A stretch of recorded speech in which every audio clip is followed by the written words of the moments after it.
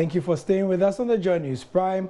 I'm Gary L. Smith with the sports. Today, we do have some news from the Normalization Committee Special Cup. Now, you may have heard that Asante Kotoko did not agree with the modalities of the semi-final after qualifying to play with Hearts of Oak. Their problem was that they did not agree to the percentage gate proceeds they were going to be given, and also the fact that it was going to be played in Accra. They wanted the game played at a neutral grounds. After a lot of back and forth, initially the Normalization Committee opted to give both Hearts and Kotoko 40% each of the gate proceeds, after which the NC themselves will take 20%. But today, just about an hour and 30 minutes ago, we understand there's an official press conference, a press statement, from the Normalization Committee, which says that Hearts will take 45%, Kotoko will take 45%, and the NC themselves, or the GFA, will take 10%. Reacting to all this is Oluboy Commodore, who is happy that the impasse has been resolved. I'm very happy that the issue has been resolved. Now, I don't know why it came to that, because the clubs were enjoying 80% of the gate process, the home teams. And we knew that at the semi-final stage, it will be a double header. One home, one away. So if it remain at 80%, there will be no problem. Now, it is now a single header. So I thought that the 80% should have been split into two. How it was done, the way it was done before, I don't know. But I think that now it has been resolved. So, yeah, it's good for our game.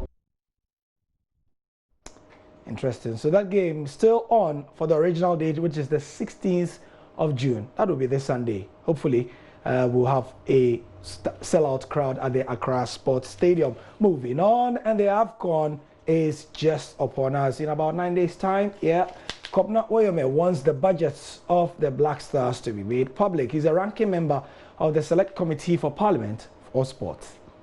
It's all about what everybody wants to know out there, because I've received memos to that effect, and I've received calls, and that's how much is it going to cost the taxpayer or Ghanaians, the campaign, the participation of the national team, football team, in this year's African Cup of Nations, which is being staged in Egypt. And so we want to know how much.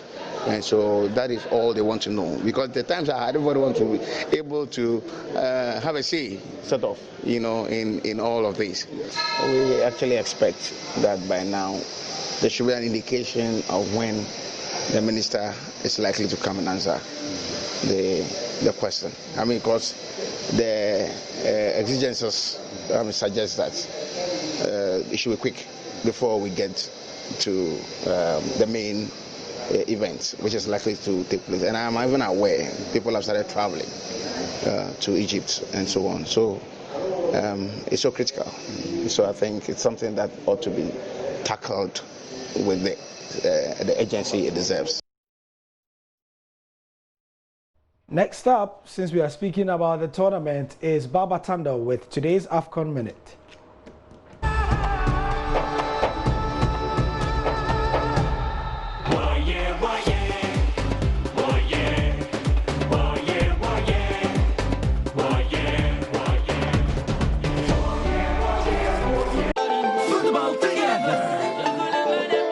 Mali has until Saturday, June 15 to put their house in order or risk being disqualified from the 2019 Total African Cup of Nations. The West African country has been under a standardization committee since December 2017, and if they fail to reach amicable solutions at their general meeting scheduled for this Saturday, they may be suspended at all levels by FIFA. If Mali are disqualified, it would leave Group E with Tunisia, Mauritania and Angola to compete at the group stage of the AFCON. CAF may consider the option of allowing the third-placed team during the qualification in Mali's group, that is Gabon, or the third-best-placed team, Burkina Faso, to come in as a replacement. Follow the hashtag JoyAFCON on social media. Salam.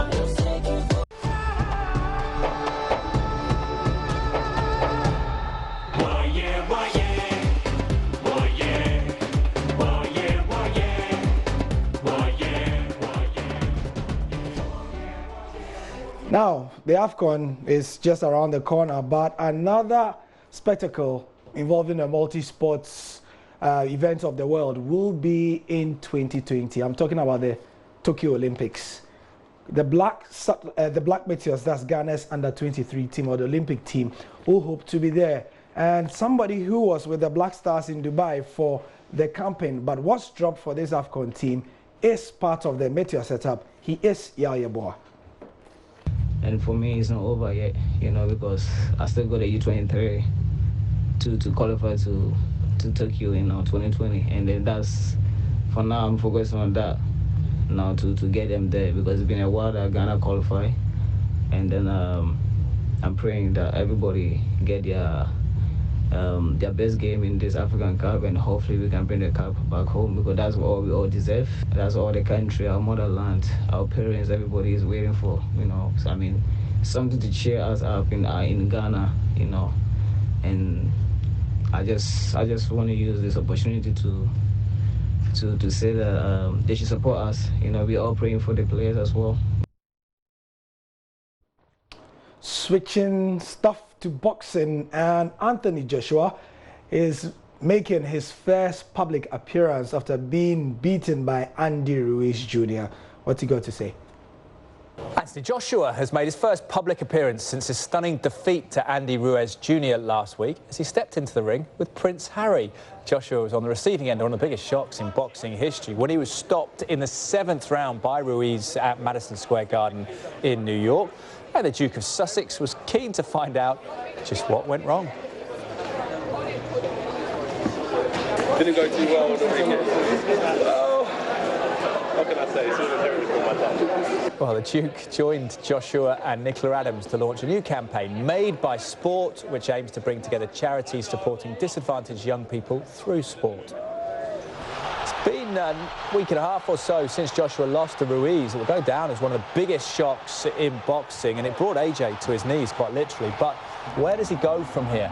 Tyson Fury says he's finished, and former world cruiserweight champion Enzo Macchianelli thinks Joshua needs to make big changes.